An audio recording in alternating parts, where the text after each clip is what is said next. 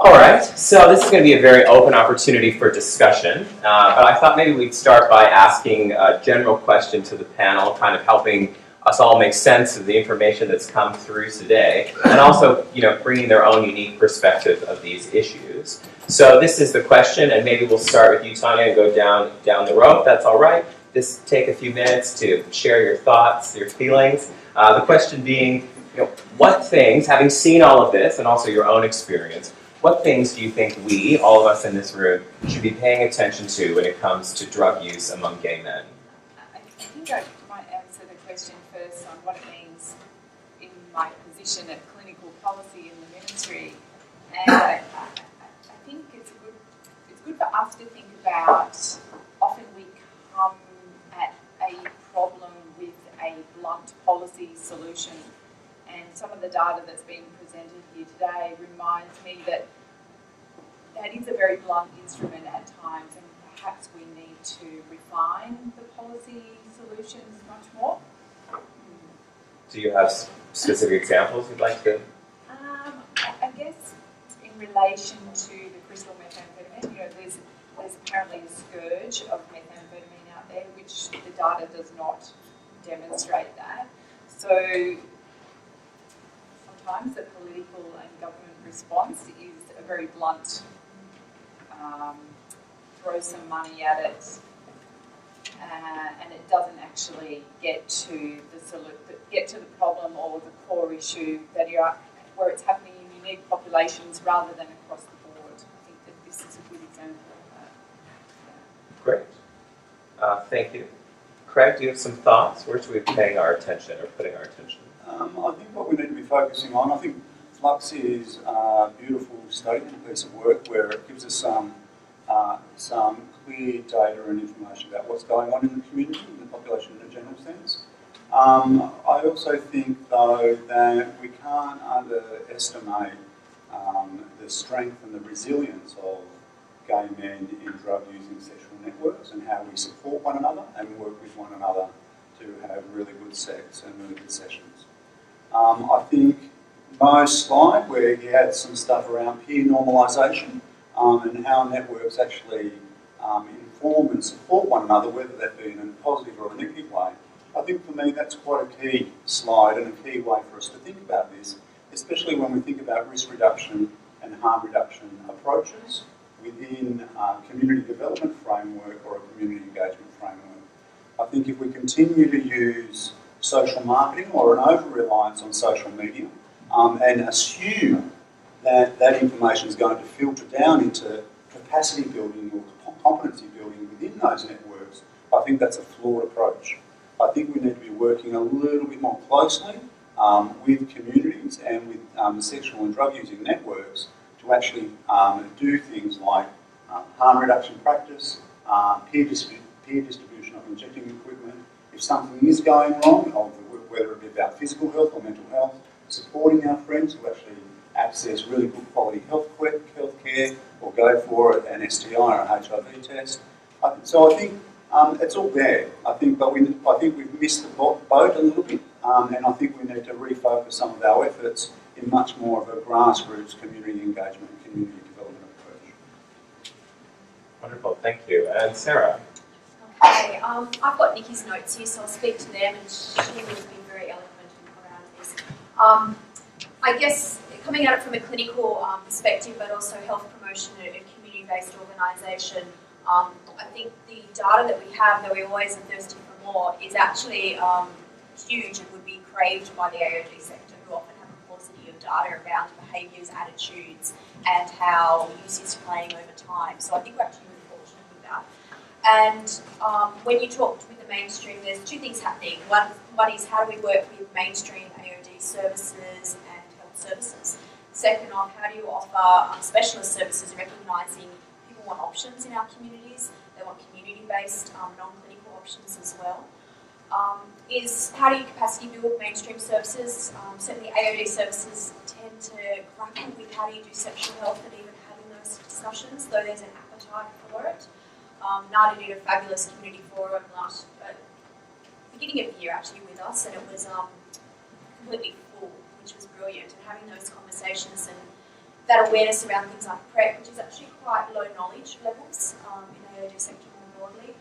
And then when you're looking at specialist services, having options that are available and accessible. So obviously we have substance support service expanding online and using telephone and Skype options is really important around stigma, accessing, and certainly attitudes within social contexts in which use does occur, does play out in people actually being able to seek treatment services and having that ability and that confidence too. The peer area is certainly a huge one, and how do we do that health promotion messaging and support in a peer context where we know that attitudes beliefs amongst social settings is really important, and we look at initiation typically around injecting use. And certainly with Crystal, as demonstrated today in the data, is really critical.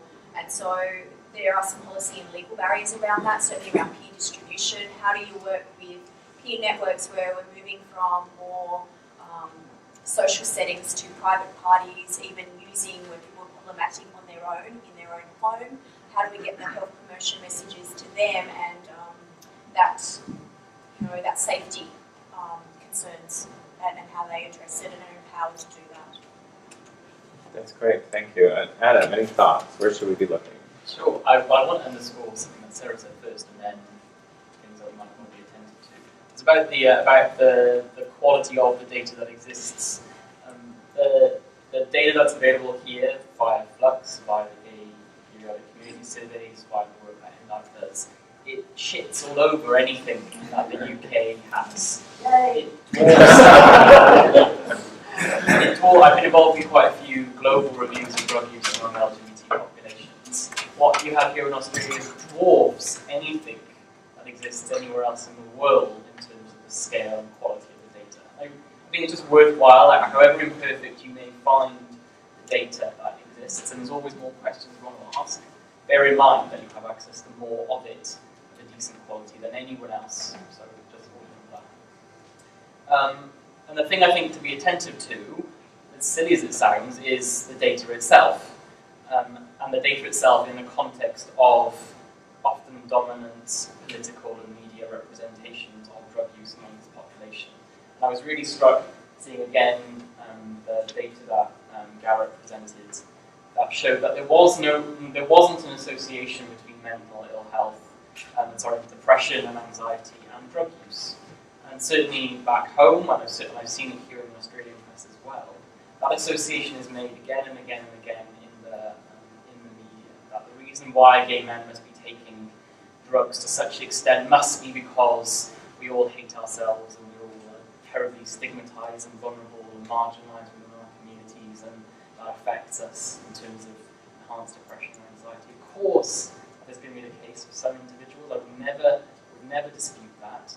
I think it's overly simplistic to make that kind of association. The data says that that isn't necessarily the case. And I think all that narrative does is just perpetuate and pathologize gay bisexual men around the drugs that they're using. So that would be the thing that I would advocate in Actually, well, that is a really good point about that. I actually was thinking of a similar thing, and it reminded me of a forum we took part in last year, where building on that, how do you talk about risk and harm when your overall data suggests less harm and less risk? And one of the tensions is when people want to be hysterical about drugs and just say they're bad, and there are many people who want to say that, and that everybody should be careful, they want to focus on the harm. And then the kind of knee-jerk response, if you want to talk about harm reduction, is to then say it's all fine. And like most people are fine. What if you're not fine? So my question to the forum, and I think it's the point I was making, is so then if you are somebody who uses crystal and you become drug dependent, you are really unusual according to the statistics. And then what are the barriers to you seeking help and actually doing something about it if people don't think, most gay men don't think crystal use is acceptable? If you don't really know, the only other people who know are people who use, well, most of the gay men you know use crystal, and you don't feel the cocaine. And I think that's not a new thing. We've been talking about it in Sydney for at least 15 years, and some of those pathways are better set up. But I think in this is national data, what about the rest of the country? I think that question is still live. and how can we assist people, how can we actually talk about the data and those results, how can we contextualise the people who have problems against the majority without stigmatising them or the majority, but then also how do we develop programs when the scale of the problem is actually relatively small. Relatively small within the context of the gay community, but outside, proportionally, if you look at it in the big picture, it's huge. And I think what you were just alluding to there was actually where I was going to go. And I was thinking specifically about the conversation that we're having over lunch with Karen, about the thinking about that minority of men for whom it is problematic. And yes, they're, from the data, appear to be relatively marginalised, relatively isolated, and it's happening probably in the, as you rightly say, in the context of where drug use looks not only just normalised but functional. So you not coping becomes more of a marginalisation. So the question that Karen raised, and I think is right, is how do we intervene, how do we capture people at that moment where, that point in time where they're switching from functional okay to not so much. Yeah, you can capture them at the point of where crisis has happened and they're in a mess, but trying to get to them before that moment, that's a really problematic one because of the fact that, exactly as you said, we don't want to be seen to be demonising in a way that actually misrepresents what's actually happening for most people. But at the same time, we want to be attentive to those who are in that minority. And that, I think, is a really problematic issue. How do we do that? I don't know. And that's sort of what I was saying at the end of my mental health thing, about it would be nice if we could conceptualise drug rovers for the community. But I'm not sure. I don't know what that looks like. Just knocking on doors and everyone okay? That raises an interesting question about the utility of this study too. I mean, this is getting really to the fine detail, but you're able to look at cessation or initiation rather. Are you able to look at that point where, as you say, it goes from being just something people do to something they're dependent upon? Do you think that would ever have that capacity? Because you're measuring dependence, but that's very. I think to some extent yes, but we would have to think very carefully about what are the different kinds of variables that need to be paid attention to in order to be able to do that properly. And some of the questions that are being raised today helped, in my mind, to think, okay, if we were going to get at that, we could really take that question that I know is there and we haven't really taken a lot of account of it yet, but actually that question might help to inform this, so we should have a look at it. So I think, yes, to some extent, we could do that, but it's always going to be difficult and it's always going to be blunt. That, I think, ultimately is the value of qualitative data. And that's one of the things that we really, while we have some capacity to capture free text data influx, I think we really need to have something sitting alongside it, which is capturing good quality, qualitative data about these issues. Do you have a plan for that? Or yes, so in our funding applications. So just before maybe we open it up to questions from you fine people, just the panel, based on what Garrett's just said and what you understand about the method and our conversations today, are there things that you think Flux should be addressing that it's not, or that you would be curious about? Are there new questions it should be asking? I'm not saying they're going to get at it, but Garrett might be curious to know. No, great. It's perfect as it is. Or does anyone have ideas? Can I just add a comment quickly before I stop the to what Garrett just said, and also maybe open it up to particularly Sarah and Craig. That issue around, I asked a question earlier about the people that decided they were a little bit concerned. So they identified concern within their family or friendship groups. For the ones that were concerned about their own use, and I asked them at that point, are we able to find out if they did anything? What proportion of those people who had a concern, what did they do? And I'm going to take a stab at the dark and suggest that a proportion of those people would have done nothing, and a proportion of those people would have done something. And that could be something as formal as going to seek help, or it could be about, as in health system help versus peer-based help. So I was just going to direct. So I think that's a really critical question for us because I think it helps us design better messages and programs. about when people are starting to reflect and ponder about their own use. What are the things within that moment and in that situation for the bulk of people in the study that we can learn from to actually help design better interventions or not, depending on what they are, or education, perhaps. So my question to Sarah and Craig is that, following on from that, in the clinical practice, Sarah, and the things that we're seeing coming to the door, what is the concern or the issue that drives people coming to us? And for Craig, in relation to your peer-based networks and the things that you know from your experiences, both professional and not, as a gay man in the world, what in terms of when people start to talk about within peer networks about concerns, what is it that comes up for you guys that is likely to drive interventions or drive further assistance? Okay, Karen, you're sort of saying out loud things that were going on my head when Karen was talking, and certainly it is around the messaging and how you do it. I think access in terms to clinical services, ACON's community-based, so it's seen as being a little bit less, I think, clinical in that way, though the expertise is there.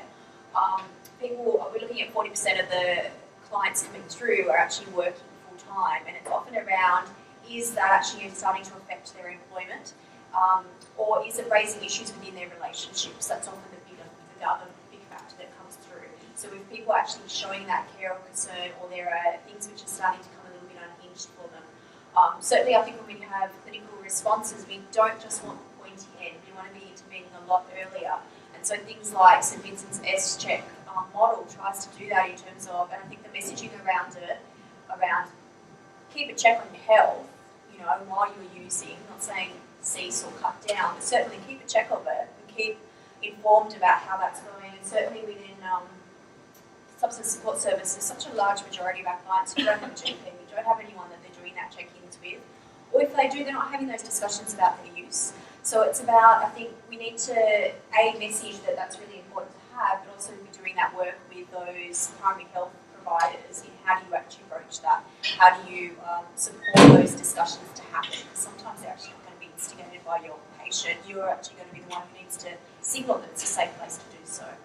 I have another chain of thought there, it will come back to me in a second. Okay, you lost Yeah. So I think the issue is around, going back to my previous point regarding harm reduction and prevention. I don't think it's necessarily just about when things become a problem in terms of substance use, whether someone's has a high severity of dependence and then the wheels are falling off the wagon. I think if we're doing really good prevention and harm reduction programs, so it doesn't necessarily need to reach that point of crisis or problematic use as defined by the person who is using. I think that's the key to me, and I'm going to keep on banging on about that forever.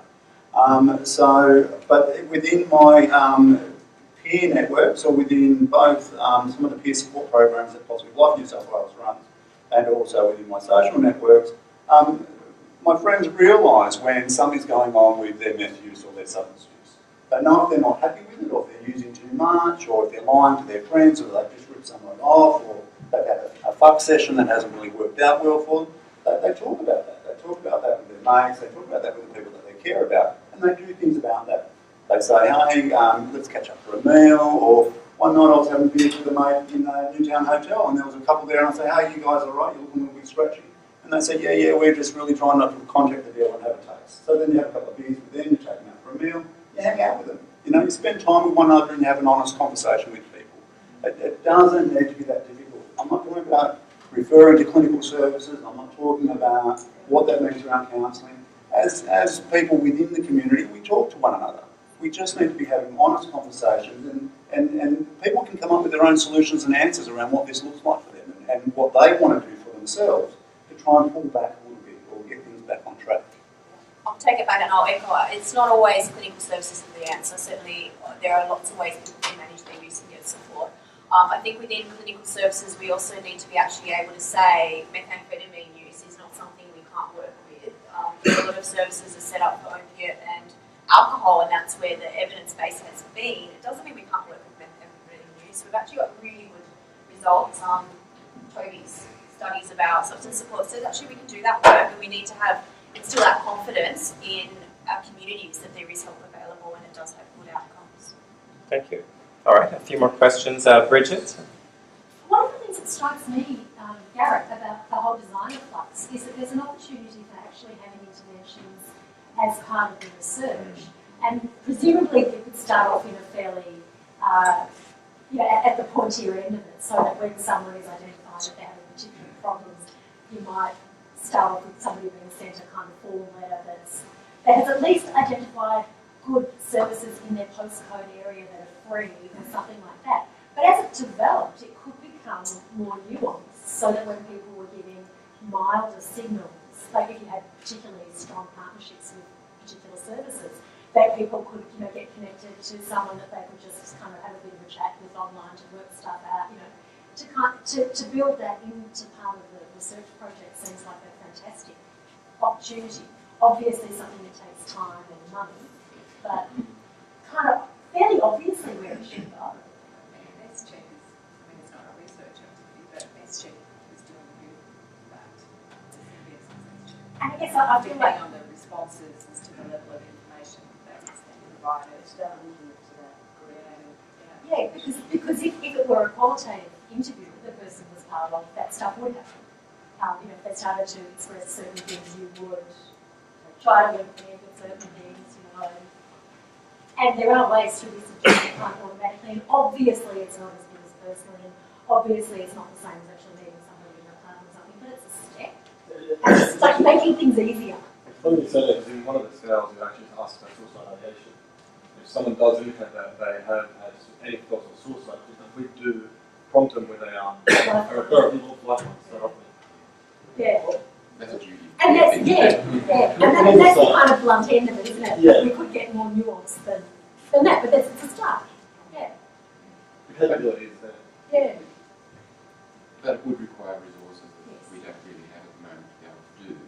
But it does remind me that having developed this structure, it's actually also been what we've sort of considered for other projects that sort of more in line with what you're talking about. They're not necessarily drug-related projects.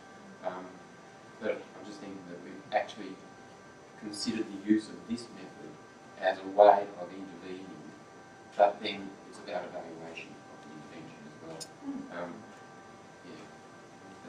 Yes, an integrated research care evaluation. That's right. It sounds very utopian. Yeah, let's do it. Joel? The sort of attitudes towards the drugs, which was towards the end, with heroin being really not acceptable and etc.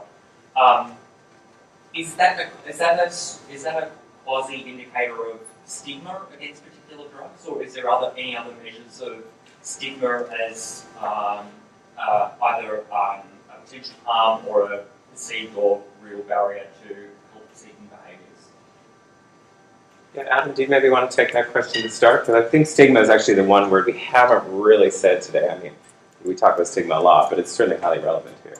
Yeah, I am just thinking about some qualitative research we did back home in the UK. And certainly people classify drugs in, very stigmatising ways as being more or less dirty. And we're certainly one that men talk about in a much more stigmatising language. It's not, that's behaviour of people I don't want to be associated with. And we also see that in relation to the way that men frame the practices themselves. So forgive me because I'm still learning all the local lingo, but back home injection drug use is typically referred to as slamming rather than injection use. Yeah. And that's a very definite way of distancing yourself from a behaviour that you don't want to be associated with, because I'm not someone who injects. Homeless people inject, heroin addicts inject. I'm a gay man, I'm a professional man, I use it in different social circumstances. So we kind of utilise a term that allows us to distance ourselves from that. So I'm not sure that's answering your question, but certainly stigma is kind of layered through all dimensions of drugs, not just the drugs themselves, but the way they deliver it. I think that one of the things that's really incumbent upon us in community-based organisations is to try and dismantle the encouragements to stigmatise which exist in the media here, just to use one example. And I guess, just to pick up on Craig's point, earlier Brent's point about the culture of care, is that in answer to your question, Garrett, and Karen's question, how would we be able to intervene at the point where recreational managed use becomes problematic? We can't. But friendship networks and sexual networks are able to notice those subtle calibrations a lot clearer than we can. And I guess what we can do as organisations is be able to inform people and encourage people that there are a range of services at the pointy end if you get there. And if you notice this happening with your friends, then there are things you can do. And we can certainly, we have a role to play through peer education and sexually adventurous men projects, for instance, in terms of being able to encourage the noticing, if you like, of those subtle calibrations towards problematic use. And there's also potential problem to do it through like peer distribution, like if you're doing peer distribution of needles and. Yep, absolutely. But the legislation encouraging people to distribute sterile. Well, we have provisions for it in Victoria. Reduction Victoria have a peer network program where they have authorised peers to distribute cleaning equipment, but also reduction messages and health promotion. What's unfortunately happened is they've become the quasi expert in their networks, and particularly because it's amongst opiate users at the moment, they've become the, someone's having an overdose, can you please help them, which has put a lot of pressure on that individual. But I can see that the model may be able to be applied across to gay and bisexual men, particularly, make it very positive. Did you have a comment, Mark? Yeah, so I was just thinking about what the survey live is normally doing there. And so some of the practices that the data already suggested there, like managing healthy and safe, pleasurable use. It would be good to know if you're already collecting. I don't know how to measure it, but if you're already collecting evidence of that, it would be good to bring that out a bit more about what kind of support people receive from each other or within the networks, and whether that's associated with safe use. So it's not just in the networks though, it's with lesbian mates, it's with... No, that's what I meant by networks, not just... It's not just... Yeah. That's a good point. I'm not sure that we have anything that precisely gets there. It sounds like a good idea. Yeah, you can do it without making the survey now. Yeah, exactly. Sounds like you need to get that network analysis up and running. Yes, Maggie? I've got a question for Tanya. I don't know if I'll read this right, but I'm just wondering about the concept of normalisation. And it seems that for a lot of gay services, there is this concept of normalisation. It seems that it's much more accepting of drug use than mainstream alcohol drug services. I'm just wondering, do you sort of see much of a difference, or do you sort of think that there's any particular impact of that? Sorry, I'm not clear on that question. So, For gay services in terms of community services, yes. there seems to be an acceptance of drug use, and it's sort of part of context. I think just in terms of this normalisation of behaviour, that it's much more accepted in terms of drug use. I'm sort of working pointing in terms of where people really have problems, and I'm sort of wondering if there's much of a difference in terms of mainstream services and in terms of the views with gay service organisations in terms of that acceptance. I think there is a normalisation of people presenting to traditional or pointy end drug and alcohol services, but there is a whole cohort out there that just don't go to any drug and alcohol services because of that stigmatisation. But do you think there's, is there a marked difference? I'm curious about that as well, having never been to a mainstream drug and alcohol service. I don't know that I'm in a position to accurately answer that question. Do you have a thought, Martin? Well, Carla Trelaw and I worked on a project where we were thinking about treatment philosophy across alcohol and other drug services, and my general characterisation would be community-based services tend to be more likely to be harm reduction services, in which case they have a much more pragmatic relationship to drugs and accept that drug use is common and will continue.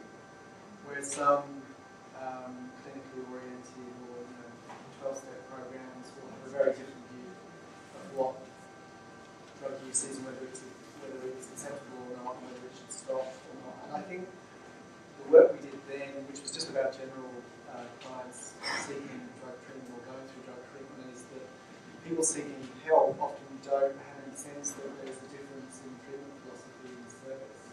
And that can lead to really bad outcomes. So if you've actually kind of taken the step to go to service, and then his treatment philosophy does not align with your aims in either managing, like in either direction. But harm reduction services tend to be more encompassing of a range of outcomes. If you want to stop use, they'll support that. If you want to manage use, they'll support that. Whereas obviously an abstinence-oriented service going to have more problems with someone who just wants to manage use. There's also some data around, or literature around, longer-term treatment services being not as well, LGBTI not staying within those services for as long because of the different contexts of use, different socioeconomic backgrounds. We have asked specific, yes. We have asked a series of questions about men's experience of accessing the services. I just can't remember off the top of my head what the responses look like. I think maybe we'll take one more question. One is, I only just compare coverage to me, so we work with some of the marginalised Spanish people with HIV, and I'm currently looking at exploring to develop a project that we could partner with primary care, maybe with the Health District Stimulant Treatment Program and Hospital Management Centre to look at doing early intervention for people with HIV positive with escalating amphetamine use. So some of that will be around that real world case because we've got an outreach service, we have experienced case managers, we have social workers that usually drug and alcohol interventions, and our social workers trained to do smart recovery, so we've got group work. So I think the access is going to that brief drug and alcohol counselling, and you don't want to have clients having to sit in a waiting, in a waiting list to go to a service. So I think some of that needs to be more structured within the HIV sector, and services coming together to come up with something that's a bit more solution focused. And so it's about the early intervention, partnering with primary care, where people, it's the first point of call. Generally, people mostly have GP, and people part of primary care, get a whole range of clinical services together to come up with some sort of package. We're looking at targeted case management, so we could actually support people in the community, do home visits, we're secondary NSP.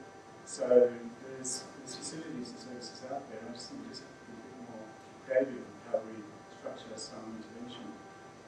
Yeah, a more holistic approach. Yeah. Did you guys have any comments on that? I would certainly say I think that really that early intervention, particularly pre-contemplation, really does sit within peers and skilling up peers within that model. S-Check's brilliant, but it still takes you to have the commitment to go to a service and 3 sessions of a service to get something. But also, we can look at anecdotal reports from primary care about escalating amphetamine use. People unraveling before an experience. One is to look for the project stop the spiral. So you need to be early. Maybe people are, it is impacting on their employment, it is impacting on other aspects of their life. If you need to be early and show that demonstrate early intervention is useful, I think you could, Yeah, I think there's 2 ways. One where there are treatment services like HIV outreach, rural engagement with client populations, skilling up the staff there to do those brief interventions and start those conversations is key. And then I think secondary is really how do we actually do bystander approaches with our communities in how do we identify concern for one another and how do we actually support that, and perhaps having ways that we, like you do with domestic family violence or mental health, you actually have capacity within the community to have those responses. And certainly things like peer distribution and all that, certainly ways to go. And I think when you're doing brief drug and alcohol interventions, particularly around counselling, there is the risk that it opens up more, other need for more further ongoing counselling, particularly people who have traumatic childhood trauma or relationship issues or post-traumatic stress. So there's certainly a really risky program. Well, I can smell the beer. I can. Yes, Gareth. Sorry. Oh, I'm sorry, Adam. I didn't Sorry. mean to cut you off. When I'm in the spotlight, you feel one moment of your time. No. So anyone who knows anything, who's read anything by me before before in the last few years might know I've done a lot of work specifically looking at the overlap of drug use and sexual risk behaviour, and I've done a lot of work around chemsex. And I'm involved in two journal special issues focusing specifically on the use of drugs in sexual context. The first one is in the International Journal of Drug Policy, and the call will come out probably today or tomorrow for papers that kind of look at the broad epidemiology of drug use in sexual settings, some of the overlaps with kind of other syndemics, so looking at mental health as well, and it kind of speaks broadly to LGBT populations rather than just gay people specifically. But the one there's another call for papers which might be particularly used to this audience, which is in the journal Sexual Health, and the call for papers went out just yesterday. And that one is much more focused on responding to chemsex or part in play as a concern. And as part of that, we're very keen to hear from community organisations, from NGOs, and from researchers, any kind of good examples of promising practice, emerging best practice, however you want to frame it, in the work that you're doing. They can be anywhere between, so we'll take 1,500 word short reports, but we'll take articles up to 1,500 word short reports, but we'll take articles of up to 4,000 words in them as well. So there's very much that second one is very much focused on the response, about how it is that we're responding to this as an issue. So if anyone is interested to make a submission to either of those, come and give me a shout. We'll find me at the end, I can give you my card, and I can make sure that you get a copy of the call for papers. Oh, that's great. Thanks, Adam. And I was given 5 minutes to synthesize, but I think I'll just say a few keywords I think are really important. Harm reduction, peers, not painting with a broad brush. It seems there's a lot going on here. It's going to take a wide range of responses. So thank you all for being a part of it. Thank our panel.